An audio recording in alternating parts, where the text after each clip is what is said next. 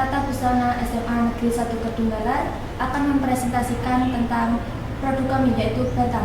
Sebelumnya perkenalkan, saya Bunga Alvinawati, saya Almaratu Solehah, saya Nisha Sofi Resmawati, saya Almira Cahya Iswandari, saya Rafi Puji Lestari, saya Aprilia Zahra Saputri. Selanjutnya akan dijelaskan oleh Almaratus.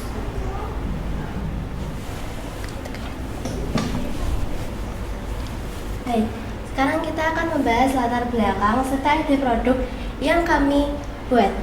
Dalam kehidupan sehari-hari, bantal memiliki peran penting sebagai penunjang kenyamanan saat beristirahat maupun bersantai. Tidak hanya bantal tidur, tetapi juga bantal duduk dan bantal sofa sering digunakan di rumah, sekolah, ataupun tempat kerja. Namun, banyak bantal di pasaran memiliki nilai yang kurang menarik, cepat rusak, atau menggunakan bahan yang tidak nyaman. Oleh karena itu, kami memilih membuat produk bantal duduk, bantal sofa, dan bantal tidur sebagai proyek double track tata busana.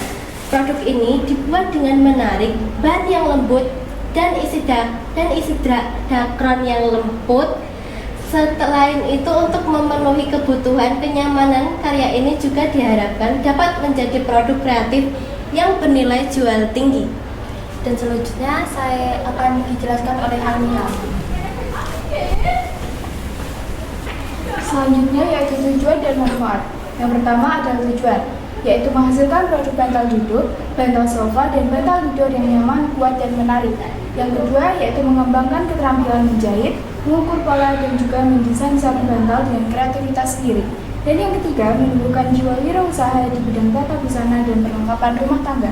Selanjutnya yaitu manfaat, memberikan kenyamanan bagi pengguna saat beristirahat dan bersantai, menambah nilai estetika pada ruangan dengan desain bantal yang beragam, dapat menjadi ide usaha rumahan yang menguntungkan dan ramah lingkungan karena bisa memanfaatkan dari sisa kain. Yang terakhir yaitu meningkatkan keterampilan siswa dalam praktik menjahit dan juga mendesain produk. Selanjutnya akan dijelaskan oleh Rafi.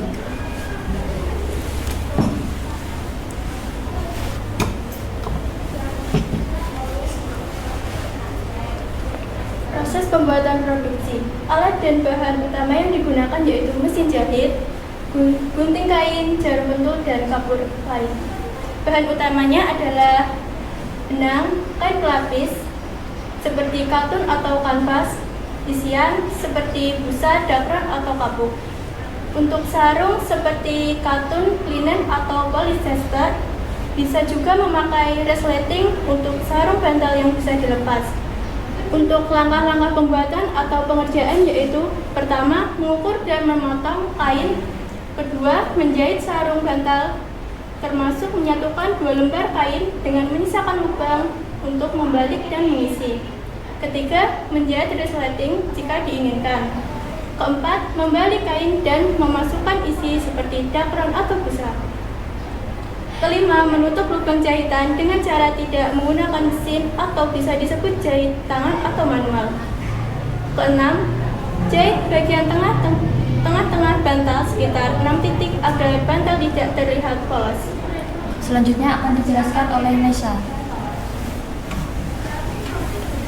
Kendala teknis dan cara mengatasi.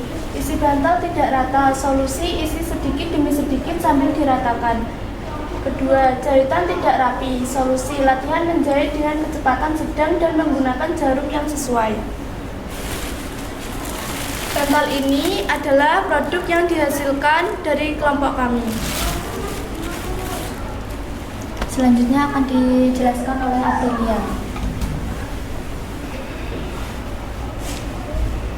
Analisis biaya dan harga jual. Harga produk bantal duduk 9 kotak seharga 30.000, bantal kursi 33.000, bantal tidur 45.000. Estimasi keuntungan dan kelayakan usaha. Modal bahan berupa kain, dakron, benang, dan lain-lain sekitar 20.000 sampai 25.000 per bantal.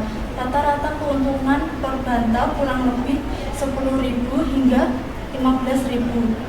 Dengan kualitas bahan yang baik, desain menarik, dan harga terjangkau, usaha ini layak dikembangkan sebagai produk rumahan atau usaha kecil. Potensi pasar tinggi karena bantal merupakan kebutuhan rumah tangga yang selalu dicari dan bisa dikembangkan menjadi produk dekorasi.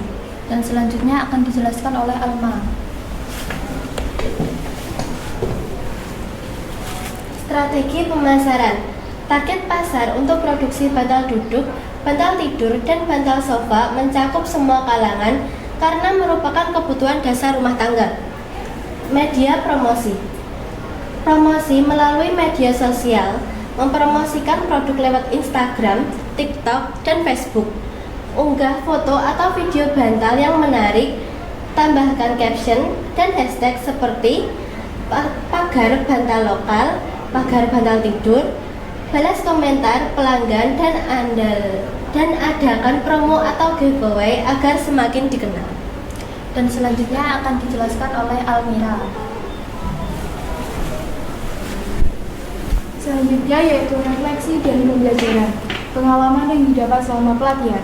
Selama pelatihan double track tata busana, saya belajar membuat pakaian dan produk seperti bantal, menggunakan mesin jahit, memilih bahan, serta melatih kreativitas dan kerapian. Pengalaman ini menambah keterampilan dan semangat saya untuk berwirausaha di bidang busana. Keterampilan yang baru saya peroleh adalah menjahit dengan mesin, membuat pola pakaian, serta merancang dan membuat produk seperti bantal dan tas sederhana. Tantangan yaitu sulit mengoperasikan mesin jahit dan menjahit rapi.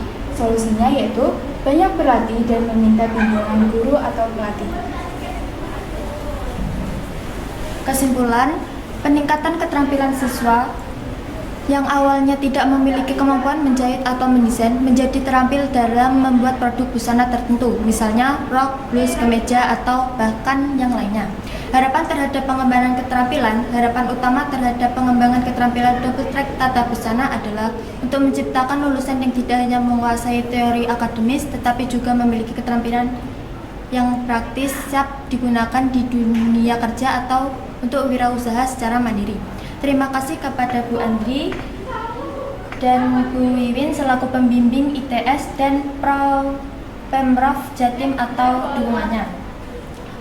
SMA Double Track Maju bersama, hebat semua, gemilang. Sekian dari kami. Wassalamualaikum warahmatullahi wabarakatuh.